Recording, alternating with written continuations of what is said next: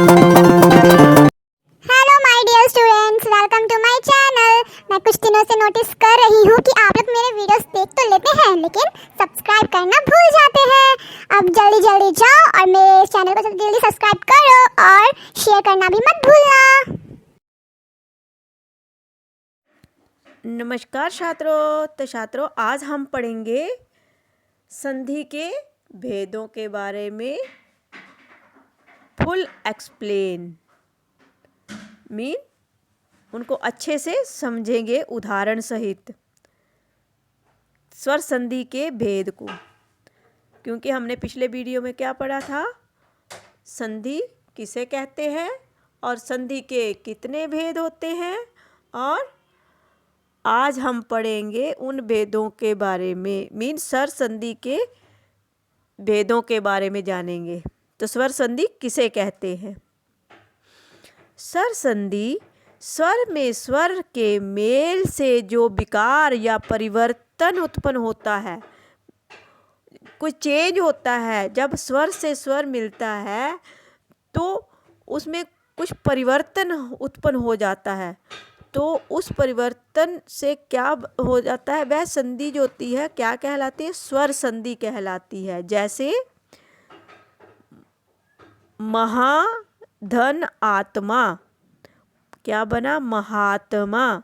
यहाँ पर आ स्वर और पहले अक्षर का अंतिम वर्ण और दूसरे अक्षर का पहला वर्ण आ मिलाकर क्या बन गया? बड़ा आ। तो इसमें क्या परिवर्तन हुआ? मीन आ जो है लुप्त हो गया और आ की मात्रा जो हा के साथ लगी, महात्मा। महात्मा शब्द बन गया। तो इसी परिवर्तन को स्वर संधि कहते हैं। क्योंकि सु धन उक्ति, सुधन स को छोटे ऊ की मात्रा लगी है, तो यहाँ पर पहला अक्षर क्या बना? छोटा ऊ। और पहले दूसरे अक्षर का पहला वर्ण क्या है? ऊ। उनको मिलाकर बन गया दोनों को बड़ा ऊ। तो परिवर्तन क्या हुआ? स को बड़े ऊ की मात्रा बनी और बन गया सूक्ति। ऊ का लोप हो गया और मात्रा बड़े ऊ की हो गई छोटे ऊ से।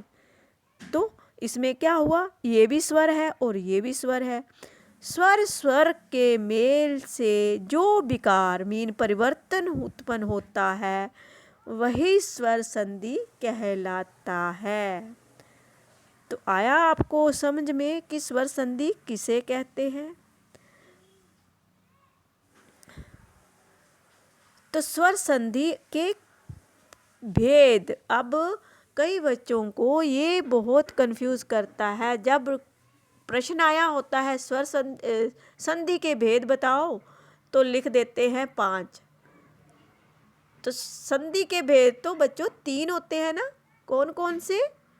स्वर संधि, व्यंजन संधि और विसर्ग संधि।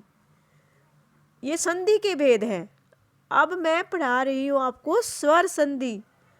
तो स्वर संधि के अपने 5 भेद हैं। स्वर संधि के कितने भेद हैं? 5 भेद हैं। और संधि के कितने भेद हैं? 3 भेद हैं।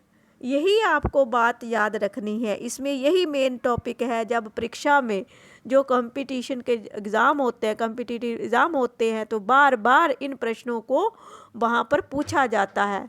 तो इसी में जो है कन्फ्यूज़न उत्पन्न होती है। कंफ्यूज हो जाते हैं कई बार। संधि के भेद पूछे हों तो स्वर संधि के लिख के आ जाते हैं, क्योंकि स्वर संधि के 5 भेद होते हैं और संधि के 3 भेद होते हैं। तो स्वर संधि पूछा हो तो 5 भेद, वो 5 भेद कौन कौन से होते हैं? दीर्घ संधि, गुण संधि, वृद्धि संधि और यण संधि और अयाधि संधि।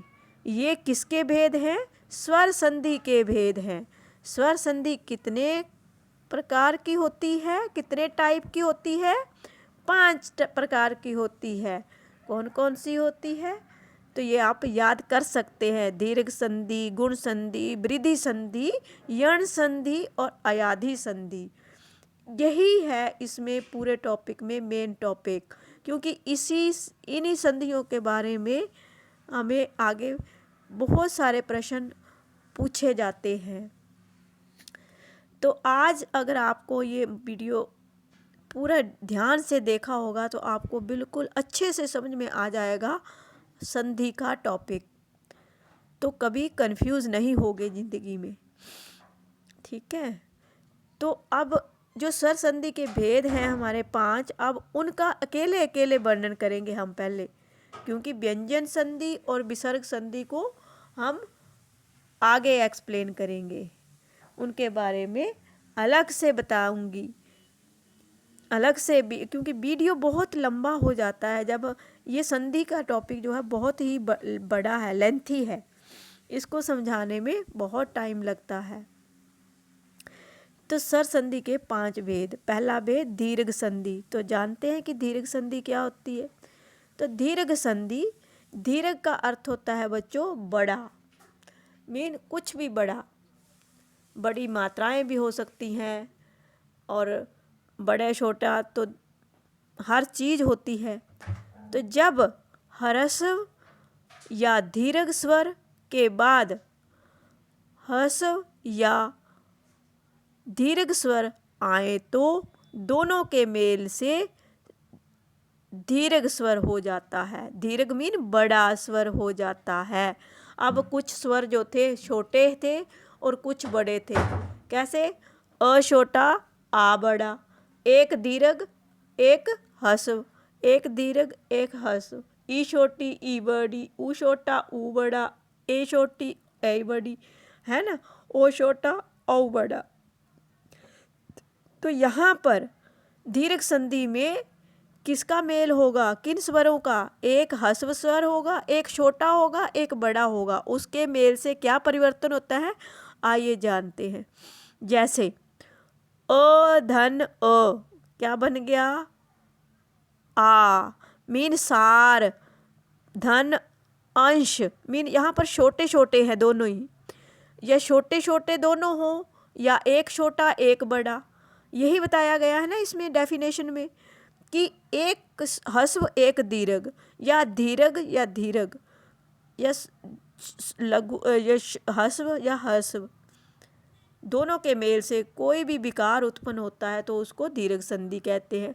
तो यहाँ पर सारांश, सार, धन अंश, यहाँ पर 2 छोटे मिल रहे हैं, र अ ओ और सारा क्या बन गया, सारांश। स्व धन अधीन, यहाँ पर भी छोटे अ मिल रहे हैं, छोटे अक्षर हैं, दोनों ही ह्रस्व अक्षर वर्ण हैं। इनको मिलाकर क्या बना गया, स्वाधीन। स्वाधीन 2 छोटों को मिलाकर बड़ा बन गया। एक छोटा एक बड़ा हो तो भी उसमें परिवर्तन होगा। जैसे भाव। प्यारे बच्चों, जिन्होंने मेरे चैनल को अभी तक सब्सक्राइब नहीं किया है, मेरे चैनल को सब्सक्राइब कर दें ताकि आपको मेरे आने वाली वीडियो का नया नोटिफिकेशन मिल सके। लाइक और शेयर भी जरूर कर देना।